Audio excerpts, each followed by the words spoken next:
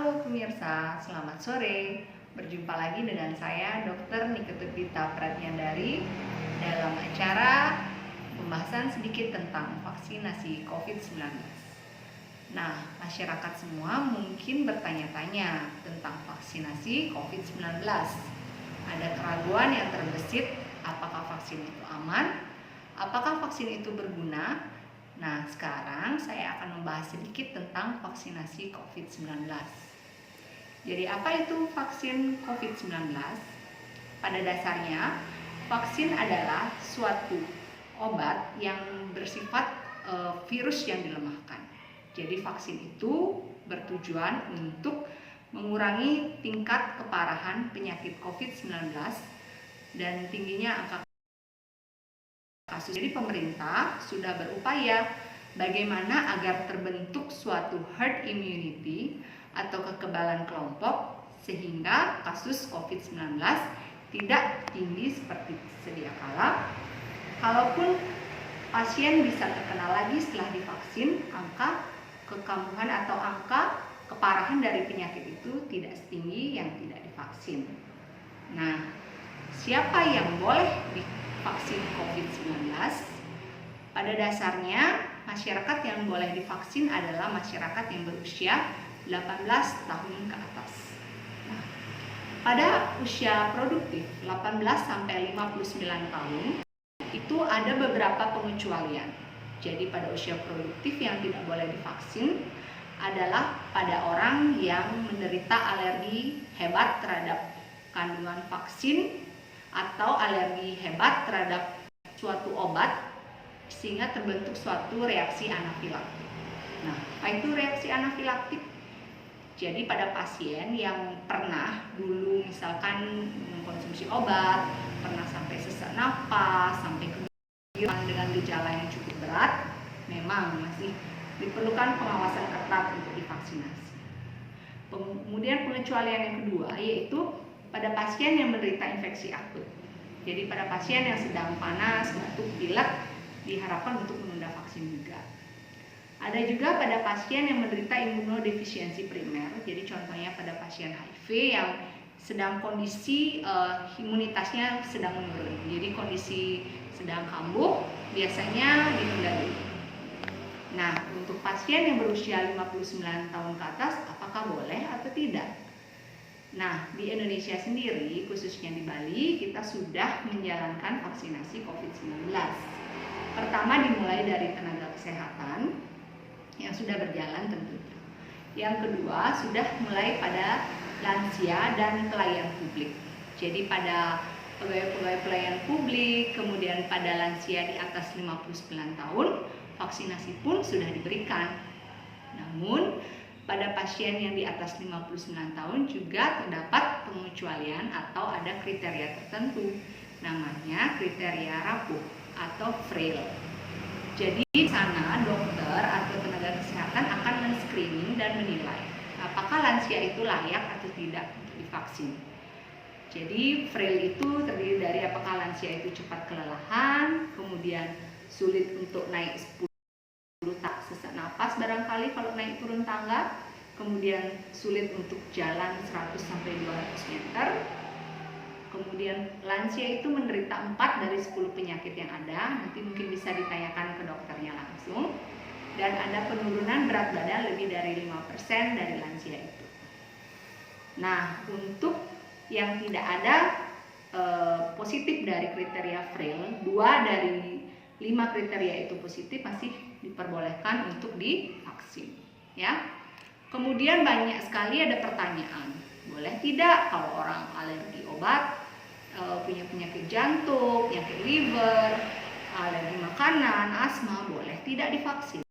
Nah, untuk alergi obat, asal tidak ada gejala berat seperti saya katakan tadi, dia tidak pernah sesak napas saat mengkonsumsi obat, tidak pernah sampai kebiruan, sampai parah sekali, jadi dipertimbangkan untuk divaksin dengan pengawasan yang ketat, ya. Kemudian untuk asma, apabila tidak ada serangan akut juga diperbolehkan. Kemudian ada rinitis alergi seperti bersin-bersin pagi-pagi baru bangun, itu tidak masalah, jadi boleh divaksin. Ada juga urtikaria, misalnya bentol-bentol sering kumat kalau kena dingin atau habis makan sesuatu, boleh divaksin. Kemudian apabila pada pasien HIV juga apabila kondisinya stabil dengan CD4 dan juga terapi antiretroviralnya juga lagi konsumsi rutin, boleh divaksin juga. Dan untuk penyakit hati juga kalau kondisi pasien stabil, untuk penyakit jantung juga demikian, boleh untuk divaksin. Yang sering adalah kencing manis, boleh enggak divaksin? Untuk pasien kencing manis jika kondisi stabil, tidak sedang serangan metabolik, artinya gulanya tidak terlalu tinggi sekali, kemudian kondisi klinisnya bagus, pasien kencing manis aman untuk divaksin juga. Ada juga pasien tensi tinggi. Nah, ini yang sering saya temukan di tempat saya praktek di puskesmas, pasien yang tensinya lumayan loh tinggi-tinggi, di atas 150 boleh nggak divaksin? Kriteria lama memang menyebutkan di atas 140 tidak boleh. Namun kriteria terbaru dari Perhimpunan Penyakit Dalam Indonesia menyatakan apabila tensi di bawah 180/110 mm/Hg dikatakan boleh untuk divaksin, dengan catatan tidak sedang ada infeksi akut atau penyakit yang sedang muncul. Nah, untuk penyintas bagaimana? Jadi penyintas itu adalah pasien-pasien yang sebelumnya pernah menderita COVID-19. Boleh enggak divaksin lagi? Jadi untuk penyintas, apabila pasien sudah sembuh 3 bulan terakhir, itu dikatakan boleh divaksin. Misalkan sekarang bulan April, nah kita flashback 3 bulan ke belakang. Jadi apabila dia kena bulan Desember, November atau sebelumnya, itu boleh divaksin. Tapi kalau dia kenanya di atas bulan Januari, jadi vaksinnya ditunda dulu sampai 3 bulan pasca ia kena COVID-19. Nah, apakah vaksin itu bisa menjamin bahwa pasien itu tidak akan kena COVID lagi? Jadi itu adalah pertanyaan yang banyak ya. Sekarang banyak yang bertanya-tanya, kok abis vaksin malah ya positif COVID? Vaksinnya nggak guna loh gitu. Nah, untuk itu kita memang tidak bisa menjamin bahwa vaksin itu menghilangkan atau menjamin kita untuk tidak kena COVID lagi. Tetapi vaksinasi itu setidaknya bisa membuat tingkat keparahan daripada penyakit COVID-19 menjadi berkurang. Seharusnya mungkin gejalanya berat, jadi karena divaksin muncullah gejala ringan berupa panas atau pilek saja. Artinya bisa sembuh dalam sekejap. Nah, apabila masyarakat nanti ada program pemerintah yang menawarkan vaksinasi, jangan ragu-ragu, jangan takut untuk divaksin karena memang kita sudah menjalankan. Saya sendiri sudah divaksin dan beberapa lansia dan juga pelayan publik juga sudah.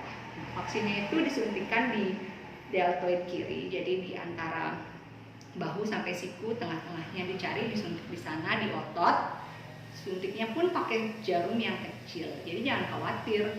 Setelah disuntik juga diobservasi 30 menit oleh dokter, jadi kalau nggak ada masalah ya langsung pulang. Kalau masih ragu mendengar penjelasan saya, bisa hubungi dokter terdekat atau konsultasi sama dokter penyakit dalam.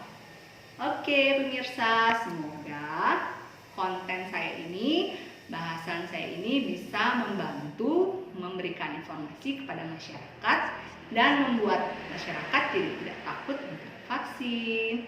Jangan lupa like YouTube saya, subscribe YouTube Dita Pratnyandari. Nah, semoga selalu bisa memberikan manfaat dan membuat konten-konten baru lainnya. Terima kasih, dadah.